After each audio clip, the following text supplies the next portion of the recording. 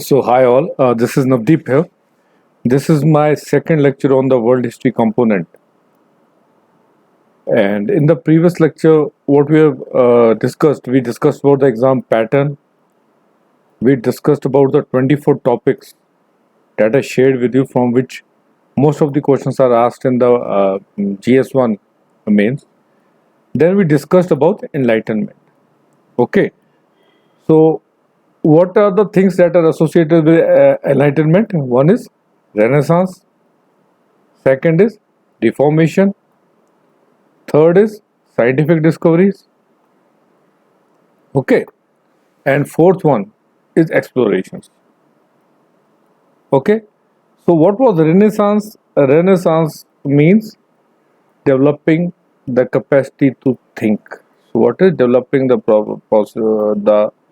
developing the process to think?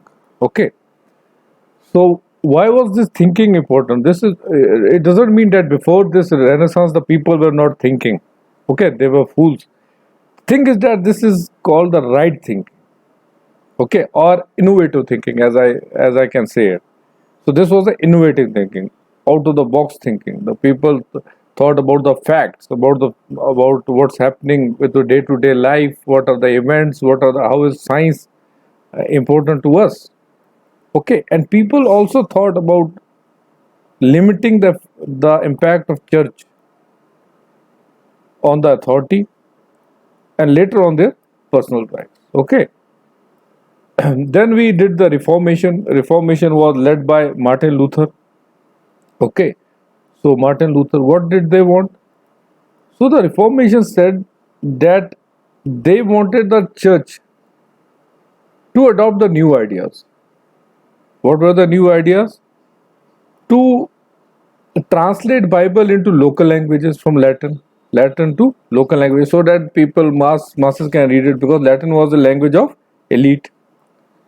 Secondly, it was to give up the corruption, like in the process, especially like letter of indulgence that we did. Letter of indulgence that we did. Okay, so what was letter of indulgence? That if anybody is doing a sin and he pays some money to the church, he gets a letter of indulgence, and all the sins are forsaken. The third practice was interference with the political system. As I told you that a king cannot be appointed at that time in the Europe. A king can never be appointed unless it is approved by the church. Such was the power of the church. Okay, so this was middle.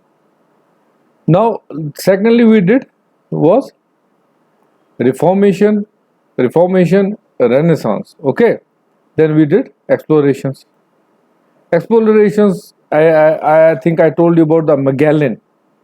Earlier, what did the church and the holy text say? That the earth is flat, and if we move beyond some point, we will fall off the earth. Okay, so Magellan sailed from one point and returned back to the same point, proving that the earth is round. It paved a way for a investment in more and more exploration, so that new areas are discovered. What were those new areas known as non-Christian world? Okay, so non-Christian world were explored. And what was their objective? What was the objective of Europeans behind this exploration of non-Christian world? It was mainly it was two. First one was to sell their market as a market. Second one was to spread Christianity. Okay, and the fourth component of the Enlightenment was scientific discoveries. I told you most of the discoveries or the inventions were made during this era. Like, for example, I told you about the printing press, I told you about the clock. Even the clock was discovered, telescope, and there were many other inventions like spinning jenny, okay, waterfall machine. What were these used to how these were used in increasing the efficiency of the industrial revolution? Was because they created more goods in lesser time. Okay, so once they created more goods in lesser time, the profit absolutely shoot up. Okay, and once the profit shoot up, there was more and more money to invest in the non-colonized areas. Okay, thus they paved the way for the colonization. These Europeans explored the non-Christian worlds or the backward countries, as they called them, the third world countries. They did two works there: missionary work, and secondly, they sold their industrial goods to them and purchased this and purchased raw materials at a very cheap price. Okay, so this was what the Europe did with the colonized and the explorations, how they were benefited with the explorations. Now I told you that the Enlightenment was happened because the Greeks entered. The Greeks were forced to reside in a town in Italy called Florence. Okay, why? Because Ottomans had already conquered the Byzantine Empire. Okay, now the Ottoman Empire was Muslim dominant. They had already occupied the Constantinople, the capital of Byzantine, and the Greeks were forced to flee to the Greeks were forced to flee to Italy. Now, what happened in this Florence when the Greeks traveled? They had traveled with the books. Okay, all the architecture, all the important ancient documents that they had. Also, they traveled with their ideas.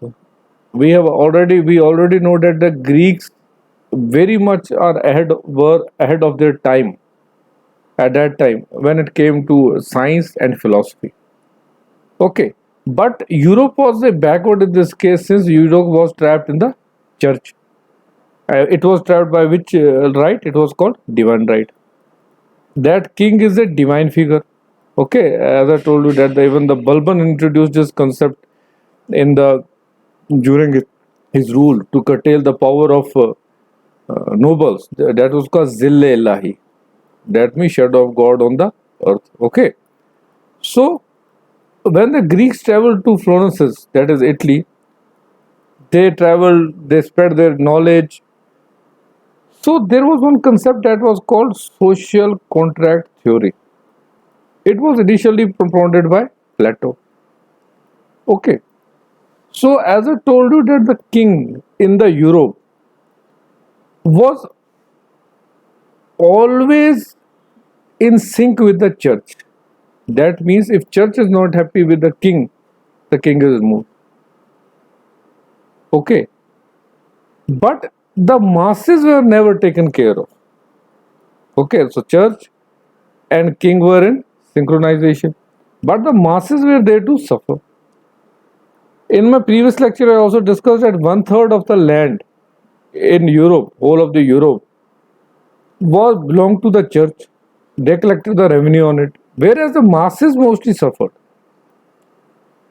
Now, what happened when the people came to know about the social contract theory? According to them, they got to know why state was developed. What was the idea behind the development of the state? So let me explain you what social contract theory says. Okay, so social contract theory says. Okay, so according to social contract theory, initially when the man came, he came in the state of nature. That means state of nature. There was no concept at all of nations and countries, states, territories. He was free to move wherever he wants. Okay, he can move here, he can move here, he can grazing, herding, agriculture here, anywhere. Okay, he was we say gatherers, herders. So it was not stable. There was no concept of territory. Okay. Now, what happened? Human beings are blessed with the property of thinking. Okay. So human beings think. So, for example, we say कि अगर यहाँ पर for example इस area में जो population थी वो total 40 थी फॉर एग्जाम्पल इसमें 40 बंदे रहते थे तो 20 ये मानने लग गए कि जो फायर है आग जब हम आग की पूजा करते हैं we spend a good we have a good hunting okay we live a good life we have a good agriculture yields etc and 20 ये मानने लग गए कि जब हम वाटर की पूजा करते हैं या वी से 10 मानने लगे वाटर की, 10 मानने लगे सन की, तो वो डे गोज पहले। इनिशियली ये लोग सब इंटरमिक्स में रहने लग गए। Okay, still there was belief, because thinking always gives rise to belief.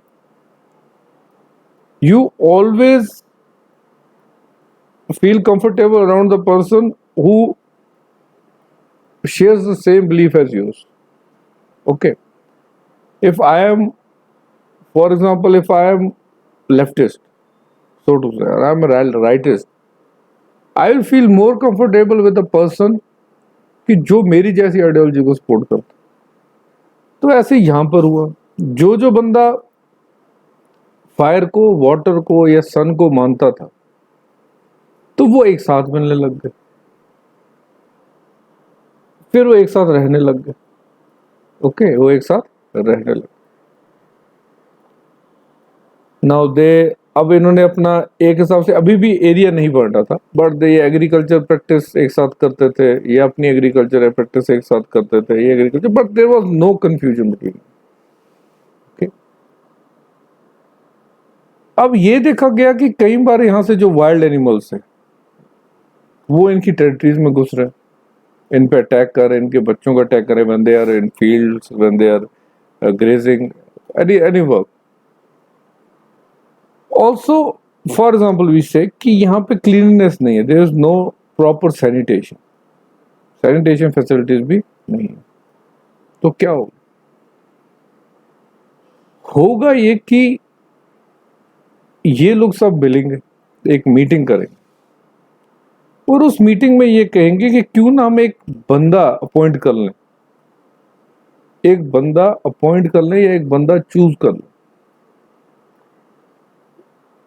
जो हमारी 3 चीजों का ध्यान रखेगा। एक, लाइफ का, दूसरा लिबर्टी, तीसरा प्रॉपर्टी। अब प्रॉपर्टी कहीं ना कहीं जो इनकी अपनी स्टेट्स थी, जो अपने इनकी बिलोंगिंग्स थी, ये उसको प्रॉपर्टी कहेंगे। ओके, तो ये लोग ये डिसाइड करते। तो थ्रू वोटिंग, वी से थ्रू वोटिंग, तो फायर वाले, वाटर वाले और सन वाले थ्रू वोटिंग एक बंदे को अपॉइंट करते हैं, उसे बोलते हैं कि ये अथॉरिटी रहेगा, ये अपना चुन लेते हैं, ये अपना चुन लेते हैं, और ये अपना चुन लेते हैं। अब ये चीज यहां पे आप याद रखिए कि ये जो अथॉरिटी है ये चूज की हुई है। चूज किन्होंने की है? People living with the same belief in A same territory. ये इनकी टेरिटरी होगी, जैसे मैंने आपसे कहा कि आने वाले टाइम में इनकी टेरिटरी बन जाती है because of likeness. Thinking belief मिलता है लाइकनेस के साथ।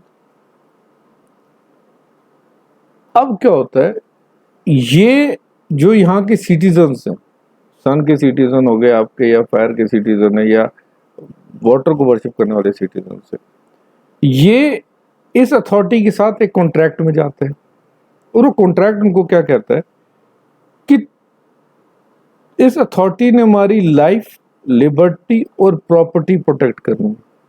याद रखिएगा, ध्यान दीजिएगा, लाइफ, लिबर्टी और प्रॉपर्टी डिफेंड करनी, बचाना है, और बदले में हम इसे अपने सारे राइट नहीं दे रहे। ओके, बदले में हम इसे कुछ भी नहीं दे रहे, लेकिन बदले में हम क्या कर रहे हैं, जो हमारे राइट्स हैं वो हम इक्वली पूरी कम्युनिटी में सरेंडर कर रहे हैं। फॉर एग्जाम्पल मैं आपको बता देता हूं इसका मतलब क्या है। इसका मतलब ये है कि अगर ये फॉर एग्जाम्पल फायर की अथॉरिटी है, फायर के लोग जो है कहीं भी जा सकते हैं इस टेरिटरी के अंदर, लेकिन फायर की अथॉरिटी ये कह रही है कि आप सबको यहां से नहीं जाना, इस एरिया में वाइल्ड एनिमल्स होते हैं। तो सब लोग इस कम्युनिटी के, जो फायर की कम्युनिटी है, इसके सब लोग जो है अपना यहाँ जाने का राइट जो है कम्युनिटी को सरेंडर करेंगे, कम्युनिटी को सरेंडर करेंगे। सो आपस में ही वो अपना राइट क्या कर देते हैं, सरेंडर कर देते हैं। और बदले में अथॉरिटी उन्हें क्या करती है, प्रोटेक्ट करती है उनकी लाइफ, लिबर्टी और property. Okay, because he has been appointed. अब कॉन्ट्रैक्ट क्या है? कॉन्ट्रैक्ट ये कि अगर ये फेल हो जाता है अपनी ड्यूटी करने, तो ही कैन बी रिमूव। यानी डिवाइन थ्योरी जो है किंग की, वो नहीं है। This is social contract theory of प्लेटो।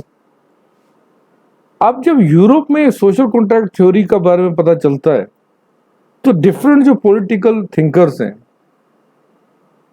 वो अपनी अपनी थ्योरी इवॉल्व करते हैं। सबसे पहले तो यूरोप को लोगों को यह पता लगता है कि इतने साल तक तो हमें यह कहा गया कि किंग जो है वो डिवाइन है, लेकिन असली में बात यह है कि जब ये किंग बना होगा, जब ये किंग बनाया गया होगा, तो ये किंग हमारे लाइफ, लिबर्टी और प्रॉपर्टी को प्रोटेक्ट करने के लिए बनाया गया होगा। This was not a hereditary position. तो आहिस्ता आहिस्ता चलते चलते क्या हुआ कि अब जो ये फायर को प्रीच करने वाले लोग थे, उन्होंने कोई प्रीस्ट रखा होगा। उस प्रीस्ट ने ये कह दिया कि इस किंग को रूल करना है हमारे अकॉर्डिंग से। ओके, अब ये जो वर्शिपिंग क्लास है, जो प्रीस्ट्री क्लास है, इससे क्वेश्चन किया जा सकता है कि आपके अकॉर्डिंग क्यों करना। तो ये बोल सकते हैं कि हमें तो फायर ने अपॉइंट किया हुआ है और हम आगे जाके इसको अपॉइंट करते हैं किंग। तो जो ये करेंगे वो in the name of fire God करेंगे और वो सही होगा, it can not be question. तो चलते चलते कहीं ना कहीं ये तीन चीजों से एवोल्यूशन होती है और जो रूल है वो डिवाइन रूल पे जाता है। यानी king is never wrong, might is right. तो यहीं से जो जब ये डिस्कशन, ये इसके ऊपर वेरियस पेपर्स लिखे गए during the period of enlightenment, तो सोशल कॉन्ट्रैक्ट थ्योरी के ऊपर डिफरेंट जो यूरोपियन पॉलिटिकल फिलोसफर्स है, उन्होंने अपने अपने तरीके से इसके बारे में लिखा। लोके कुछ लिखते हैं इसके बारे में, रोसियो कुछ लिखते हैं, कुछ तो डायरेक्ट इस अथॉरिटी के पावर को डिक्लाइन करने की बात करते हैं कि इसे मिनिमाइज किया जाए, लोगों के हाथ में मैक्सिमम पावर होना चाहिए। कुछ ये कहते हैं कि प्रॉपर्टी जो है authority, it's not the evil, ये चर्च जो ये ईवल है, जिसमें वोल्टायर आते हैं, जिसमें आपके रोसो भी आते हैं, कुछ आते हैं। ओके, सो ये था नटशल में जो आपके रेनेसांस की पीरियड में पॉलिटिकल थ्योरीज जो है जो इवॉल्व हो रही। ओके, सो इसी सोशल कॉन्ट्रैक्ट थ्योरी के ऊपर आगे जाके डिफरेंट यूरोप के पॉलिटिकल थिंकर्स जो है लिखते हैं और अपनी अपनी थ्योरी इवॉल्व करते हैं। तो अब हम उन पॉलिटिकल थिंकर्स के बारे में थोड़ा सा पढ़ लेते हैं। अब मोस्टली जो पॉलिटिकल फिलोसफर इस टाइम पे निकले, तो कहीं ना कहीं वो सोशल कॉन्ट्रैक्ट के ही आसपास घूमते रहे। ये जो थ्योरी ऑफ डिवाइन है इसको क्वेश्चन करते रहे। और मोंटेस्क्यू जैसे जो बंदे थे वो सेपरेशन ऑफ पावर की बात करते रहे। वो ये कहते रहे कि there should be separation between king and church, both are separate entities. Church should not interfere in the authority and authority should not interfere in the religious activities. तो इसी टाइम पे जो मेन पॉलिटिकल फिलोसफर्स निकले उसमें bacon आते हैं, डिस्क्रेट्स आते हैं, लोकी आते हैं, स्पिनोजा आते हैं, और अदर थिंकर्स में जो जो आते हैं उसमें बेकारी आती है, डेडोरॉट आते हैं, ह्यूमे आते हैं, कंट आते हैं, मोंटेस्क्यू आते हैं, रोसो आते हैं, एडम स्मिथ आते हैं, वोल्टायर आते हैं। तो खाली अगर आप देखेंगे तो खाली पॉलिटिकल स्फेयर में आपके जो थिंकर्स नहीं आ रहे हैं। Adam Smith, father of economy, वो भी इसमें इसी पीरियड में आते हैं। लिबरलाइजेशन की बात करते हैं in the field of economy, यानी कि इकोनॉमिक एक्टिविटीज के ऊपर सबसे मिनिमम कंट्रोल होना चाहिए गवर्नमेंट। ओके, अब जहां ये सबके सब मैंने आपसे कहा सोशल कॉन्ट्रैक्ट थ्योरी की बात कर रहे थे, किंग से क्वेश्चन कर रहे थे कि who chooses a king, authority कौन चूज करता है, who has the power to remove the king, what are the functions of the king. वहीं पर जो है आपके वोल्टेयर और रोसियो, ये दो बंदे जो थे, ये सीधे चर्च को आर्ग्यू कहते हैं। ये करते हैं कि जितने भी इवल्स हैं सोसाइटी में, ये सब चर्च के कारण है। ओके, सो चर्च को चैलेंज करने से इनका एक और पॉइंट भी ये क्लियर कर रहे हैं। जब ये चर्च को चैलेंज कर रहे हैं, एक और चीज भी अपनी क्लियर कर रहे हैं कि जितने भी इवल सोसाइटी में वो तो चर्च से हैं ही हैं, और चर्च उन्हें being a temple of good deeds, जो चर्च का कार्य होना चाहिए वो नहीं कर रहा, वो इनसे बढ़ाता ही जा रहा है। करप्शन जो है बढ़ती ही जा रही। तो ये इन लोगों ने अपनी राइटिंग्स में बहुत ज्यादा पॉइंट आउट किया। मोंटेस्क्यू जो है, जैसे मैंने आपसे कहा, इसने theory lie separation of powers की। और आपके जितने भी मॉडर्न कॉन्स्टिट्यूशन है, इवन आप इंडिया का ले लीजिए, यहाँ पर judiciary is separated from executive and executive separated from legislative. तो ये जो सेपरेशन ऑफ पावर्स हुआ है, ये मोंटेस्क्यू का ही आइडिया था। जितने भी मॉडर्न आपकी कॉन्स्टिट्यूशंस हैं, including United states and India, वो सब इसको फॉलो करते। ओके, अब जो एंशिएंट यूरोप था, वहां पे हैप्पीनेस का कंसेप्ट भी अलग था। ओके, उनका ये कहना था कि आप अच्छे काम करिए, आप चर्च को डोनेट करिए, आप चर्च की अथॉरिटी माने, तो जो आपकी आफ्टर लाइफ है, यानी मरने की बाद की जो आपकी जिंदगी है, वो अच्छी जाएगी, it will be happy. Okay, लेकिन यही चीज जो है, हडसन ये कहते हैं कि हैप्पीनेस इन दिस लाइफ चाहिए, बाय लिविंग चाहिए। We want to live a happy life, we don't have to wait for the happiness. Okay, और इसी टाइम पे जॉन लोकी, जैसे मैंने आपसे कहा, सोशल कॉन्ट्रैक्ट को लेके आते, गवर्नमेंट अथॉरिटी में एक कंपोनेंट ऐड करते हैं सोशल कॉन्ट्रैक्ट में, जिसे कहा जाता है कंसेंट। इनका ये कहना है कि अगर अथॉरिटी आप पे रूल कर रही है तो इट नीड्स योर कंसेंट। अगर आप कंसेंट नहीं कर रहे तो authority should be change, it should be overthrown. Okay, अब ये जो आइडियाज अवेक हुए, ये जो नए आइडियाज आए, इनसे हुआ क्या, पहले ये हम जान लेते हैं। ये जितने भी आप देखेंगे कि इस पीरियड में जो ये नए आइडियाज आए, इन आइडियाज से हुआ ये कि इन आइडियाज से कुछ रेवोल्यूशन हुई। जो इंपॉर्टेंट रेवोल्यूशन है उनमें आपकी American revolution and French revolution, जो डायरेक्टली जो एनलाइटनमेंट के पीरियड में जो वर्क किया गया उस पे बेस्ड। वो हम आगे जाके इनको डिटेल में पढ़ेंगे कि कैसे ये पूरी की पूरी इस पे डिपेंडेंट है, वो हम देखेंगे। थॉमस जेफरसन, जिन्होंने कार्टर लिखा, डिक्लेरेशन ऑफ इंडिपेंडेंस जिन्होंने लिखा, उन्होंने लोकी के आइडियाज को इनक्रॉप्ट किया डिक्लेरेशन ऑफ इंडिपेंडेंस में। ओके, इवन जैसे मैंने आपसे एक बात कहा था कि according to social contract theory, जो अथॉरिटी है वो तीन चीजों के लिए, उस पर सिर्फ आपको तीन चीजों पे एक सब्जेक्ट्स के ऊपर कंट्रोल कर सकती है। उसके तीन ही फंक्शन है कि लिबर्टी आपकी बचाए, लाइफ आपकी प्रोटेक्ट करे, प्रॉपर्टी आपकी प्रोटेक्ट करे। तो ये जो प्रॉपर्टी वाला कंसेप्ट था, इसी को थॉमस जेफरसन ने जो है यूएस के कॉन्स्टिट्यूशन में डाला as pursuit of happiness. Okay, ठीक। अब नेक्स्ट क्या आता है, फ्रेंच रेवोल्यूशन जो 1789 की होती है। ये डायरेक्टली जो इसका पूरे का पूरा आपका जो फ्रेमवर्क था वो लिया गया था रोसियो से। नेपोलियन ने एवं इतना कहा था, no Rousseau no French revolution. Okay, ये इससे लिया गया था।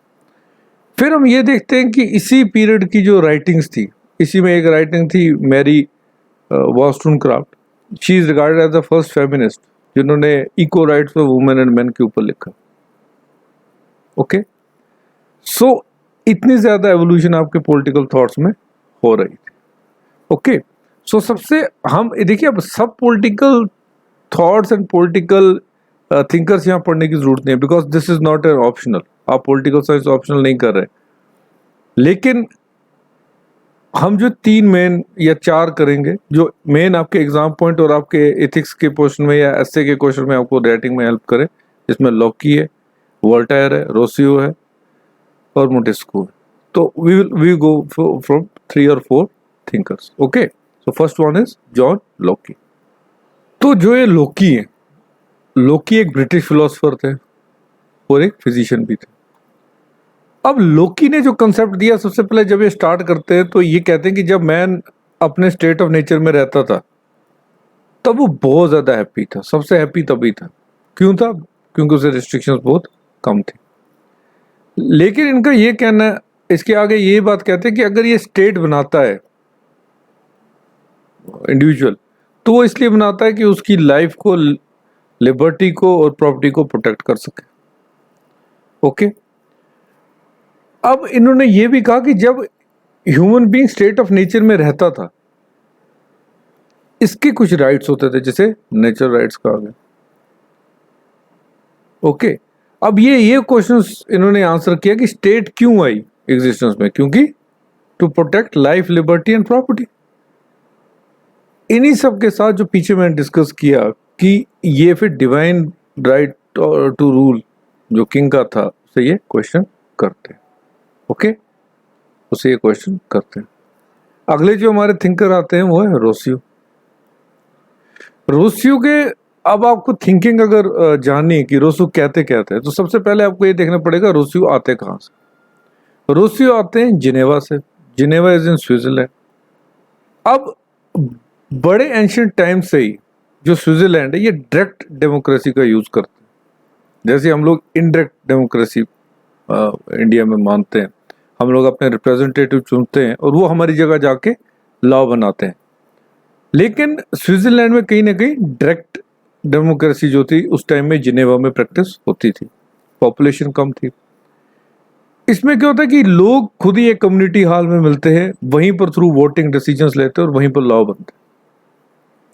तो इन्होंने जब अपनी सोशल कॉन्ट्रैक्ट थ्योरी लिखी तो कहीं ना कहीं वो डायरेक्ट घूम फिर के डायरेक्ट डेमोक्रेसी के इर्द गिर्द ही रिवॉल्व करती। तो इनकी जो सोशल कॉन्ट्रैक्ट थी उसकी जो ओपनिंग लाइन थी वो यही थी कि man is born free and everywhere he is in chains. Okay, अब रूसी की जो थिंकिंग थी कि man is born free and everywhere he is in chains, यानी ये बात कर रहे हैं लिबर्टी की, ये बात कर रहे हैं लिबर्टी की। अब रूसी जब लिबर्टी की बात कर रहे हैं तो ये आगे किसको इंस्पायर करते हैं? फ्रेंच रेवोल्यूशन को। यहां पर एक और नोट आप पॉइंट कर लीजिए कि जो फादर ऑफ लिबरलिज्म वो जॉन लॉकी को कहा जाता है। ओके, लॉकी को फादर ऑफ लिबरलिज्म भी कहा जाता है। ओके, सो लॉकी इंस्पायर करते हैं आगे जाके फ्रेंच रेवोल्यूशन। ओके, तो ये भी सेम चीज ये कहते हैं, लेकिन थोड़ा सा लॉकी के पॉइंट को ये ट्विस्ट के उसमें ऐड ऑन करते हैं कि जो अथॉरिटी होती है उसको 3 चीज प्रोटेक्ट करनी है, लाइफ, लिबर्टी और प्रॉपर्टी ऑफ ए इंडिविजुअल। लेकिन इंडिविजुअल को फ्री रहना है, उसको कोई ऑब्लिगेशन नहीं। उसने बंदा अपना चुन लिया, रिप्रेजेंटेटिव चुन लिया, बदले में वो अपने राइट्स जो है होल कम्युनिटी के सामने सरेंडर कर रहा है और उससे फ्री रहना है। He can do what ever he want. और उसने ये भी कहा कि क्योंकि जैसा मैंने आपसे कहा कि ये जिनेवा में रहता था जहां पे डायरेक्ट डेमोक्रेसी होती थी, तो इसने कहा कि अब अथॉरिटी जो लॉ बनाएगा या जो कार्य करेगा वो जनरल विल के थ्रू होना चाहिए।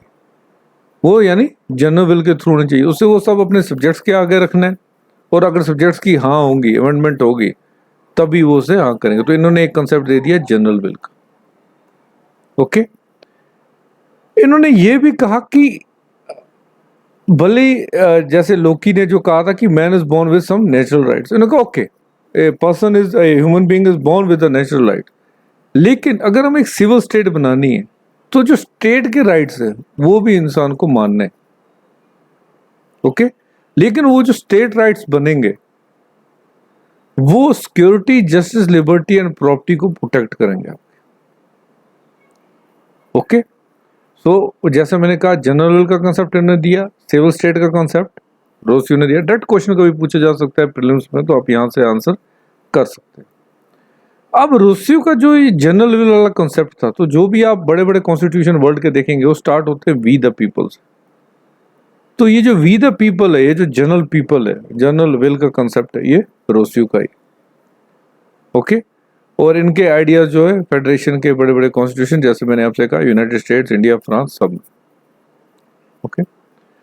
रोसियो की जो ये थ्योरी थी, सोशल कॉन्ट्रैक्ट की जो थ्योरी थी रोसियो की, it became a Bible for French revolution, for French revolution. मैंने आपसे कहा कि नेपोलियन ने इतना कहा था कि no Rousseau, no French revolution, और इन्होंने भी जो है डिवाइन राइट को क्वेश्चन किया और उसे नेग्लेक्ट कर दिया। अब आती है बारी वोल्टायर की। अब मैंने आपसे कहा था कि दो बंदे जो थे वो चर्च पे भी अटैक करते थे। वो कह रहे थे कि church is the source of all the evils. उसमें एक वोल्टायर थे, दूसरे रोसियो थे। तो वोल्टायर कहीं ना कहीं आपकी अथॉरिटी को क्वेश्चन नहीं करते थे, ये रोमन कैथोलिक चर्च को ही क्वेश्चन करते थे। ये इन्होंने बहुत सारे प्लेज लिखे, पोइम्स लिखी, नॉवेल्स लिखे, लेकिन सब में ये क्वेश्चन किसे कर रहे थे? कैथोलिक अथॉरिटी को करते। Source of all evils in Europe is church, no interference of the church in the political economics affairs of the state. बस ये इतना रुक जाते हैं यहाँ पे। ये कह रहे हैं कि इंटरफेरेंस नहीं होनी चाहिए। अगर इंटरफेरेंस रुक जाएगी चर्च की, तो कहीं ना कहीं जो इवल्स हैं सोसाइटी में, करप्शन, आपकी जो ऊंच नीच का जो फर्क पैदा हो रहा है, जो जो गैप बढ़ रहा है, वो कम हो जाएगा। लेकिन फिर आते हैं मोंटेस्क्यू। ये सेपरेशन ऑफ पावर की बात करते हैं। ये कहते हैं कि खाली इंटरफेरेंस ही ना हो, हर किसी का जो पावर है वो सेपरेट हो। ओके। सो ये इन्होंने जो बुक लिखी द स्पिरिट ऑफ लॉ थी, इसी में उन्होंने सेपरेशन ऑफ पावर्स की बात की, जिसे सबसे पहले अमेरिकन कॉन्स्टिट्यूशन में एम्बॉयड किया गया। इन्होंने ये कहा, neither state nor church is a problem, problem is absolute power with the ruler. इन्होंने कहा ना तो स्टेट की गलती है कि स्टेट क्यों बनी है, ना चर्च की गलती है, ना इनके बीच में रिलेशन की गलती है। गलती जो इवल्स की है वो किसके ऊपर है? सबकी सब किंग के ऊपर। क्योंकि जो किंग है उसको एब्सोल्यूट पावर मिल गया, वो आपका एग्जीक्यूटिव भी वही है, लेजिस्लेटिव भी वही है, जुडिशरी भी वही है। तो इसने कहा कि पावर को सेपरेट किया जाए, सारे इवल्स जो है वो सोसाइटी से खत्म हो जाए। Okay. So in the next lecture जो है मैं अमेरिकन रेवोल्यूशन करूंगा। Till then, thank you, have a great day. Thank you very much.